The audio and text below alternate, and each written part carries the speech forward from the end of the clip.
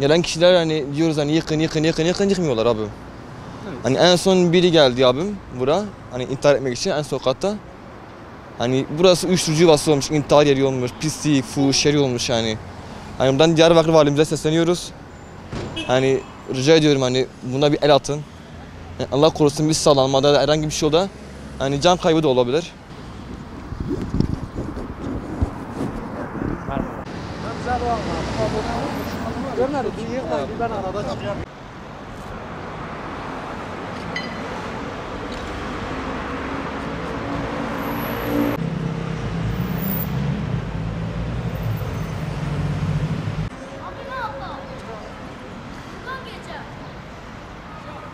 Abi gelen giden burada uyuşturucu içi. Vallahi yatamıyorum yani evde.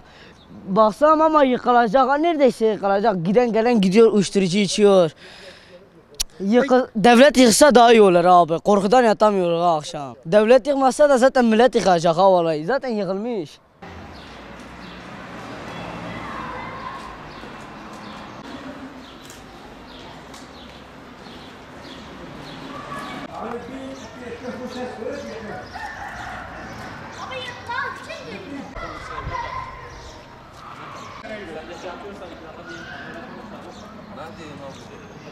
Defterdir bunu böyle bu kadar bırakmışlar, başıboş, millet içeride.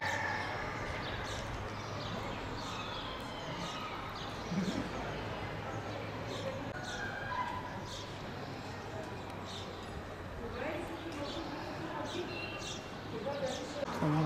Geniş açıdan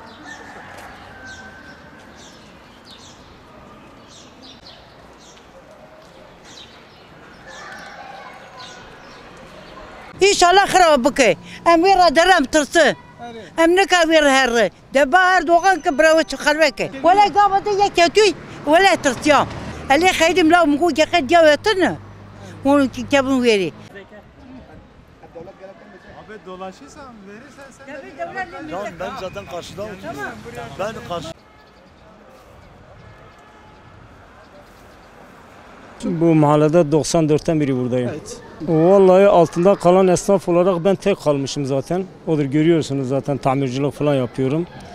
Yani yıkılması için bugün de istiyorum. Çünkü yani esrar desen, pislik desen, çöp desen ne desen burada bulunuyor. Mahalle olarak da zaten istemiyoruz. Gelen bayan zaten bizim bayanlar çöpü bırakıp gidiyorlar. Hani bir alışkanlığımız var. Çöp oradayken buraya bırakın. Ne de olsa yıkık binadır. Yani o yüzden biz istiyoruz ki hemen yıkılsın. Yani vatandaş olarak, esnaf olarak. Tabii ki hepimiz mağduruz. Birisi mahkemeye veriyor, kazanıyor, diğeri kaybediyor. Belediye kaybediyor, diğeri kazanıyor. Ondan sonra bu şekil devam ediyor. Binalar da içindeki zaten gençlerin girip de yapmadığı şey yok orada. Zaten pencereleri görüyorsunuz. Her gün tuğla yağıyor. Bak aşağıda tuğla parçaları var. Yani her gün önümüze düşüyor ama bir gün de kafamıza düşecek kesindir. Yine sorumlusu 2000 kimse sahip çıkmayacak. Çocuklar zaten kapısı açıktır. Giren çıkan belli değil. Yani mahallede olmayan kişiler girip çıkıyor. Bir kanalda program veriyordu. Ceset kaç gün kalmıştı. Yani belki bu binada da şu anda olabilir yani diyemeyiz yok. Yani yıkılması için ne gerekiyorsa aracı olmuşsunuz. Yıkılsa iyi olur. Valimize sesleniyoruz. Bir an haber gelsin burada yerinde görsün. Çünkü büyük bir tehlike arz ediyor. Depremin ne zaman geleceği belli değil. Bir depremde burası yıkılır, burada arabalar geçiyor, insanlar geçiyor. Bir de burası uyuşturucu yuvası olmuş.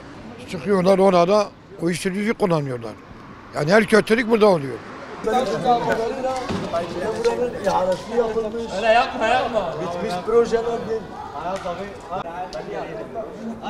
Tavuk gibi. Şu anda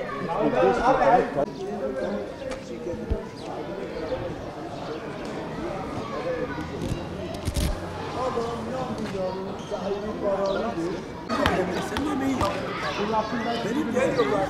Kim için?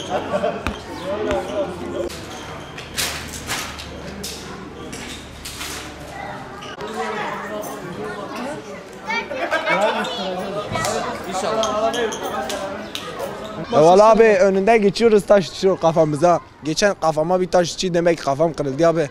Ben biraz beynimde hasarlar oluştu. İnsanlarla muhatap olamıyorum mesela. Abi bu bina yıkılması için elimde gelir her şey yaparım. Abi ne kadar berdiberden var geliyor bu mahalle. Gelirler burada esrar içler. Kova çekir abi yazıktır ha olmuyor yıksınlar burayı. Depremden sonra dediler ağır hasar abi hadi dediler az hasar. Bu binada kimse kalmamış ki şimdi.